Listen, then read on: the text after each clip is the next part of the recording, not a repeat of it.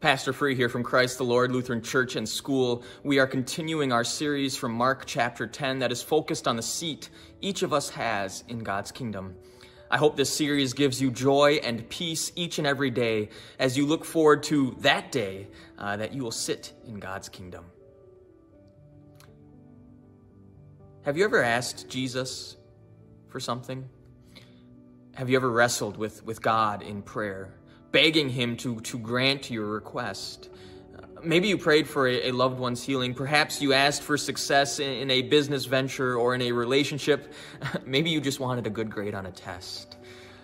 We like to ask God for a lot of things, and he even encourages us to do so. And that's maybe the best thing about our God, your God. You can ask him for things. You can think or speak your thoughts, and God is listening. He's ready to hear. He's ready to respond. You see that here today in these words from Mark chapter 10. Two of Jesus' disciples, James and John, they approached Jesus and they said to him, "Teacher, we want you to do for us whatever we ask." You know what Jesus said to their request? He said, "What do you want me to do for you?" Jesus was ready to help with whatever his two disciples needed, offering even to do so before they voiced the details of that request. But then you see it. You see their request. Let one of us sit at your left and the other at your right in your glory. And as you think about that's a bit of a disappointment, as that request was full of selfish and really sinful ambition. It makes me wonder sometimes how often our requests sound before our God and in his ears.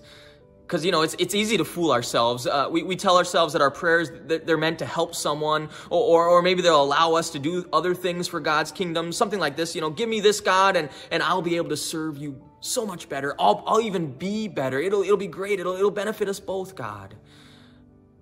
But God knows our hearts.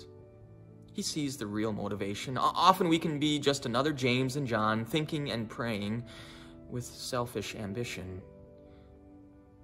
Yet, let's not forget to whom even our worst prayers are offered. We are praying to our Father in heaven. And here we see his son, Jesus, standing there among these two sons of Zebedee, James and John. And remember, why was he even there with them? No, it wasn't just to hear and answer whatever requests came to their minds. No, Jesus was there with them because he was on his way to Jerusalem to die for their very sins, to make sure those two disciples actually had those seats with him in heaven, seats of glory. Those seats maybe weren't going to be at Jesus' left and right, but they would be seats in God's kingdom. And Jesus, he loved them enough to give his life in their place so that through faith in him, those seats with him were secure.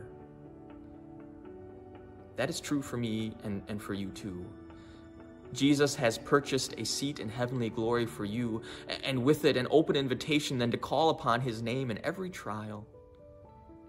So go ahead and take your seat of glory today and speak freely with your God.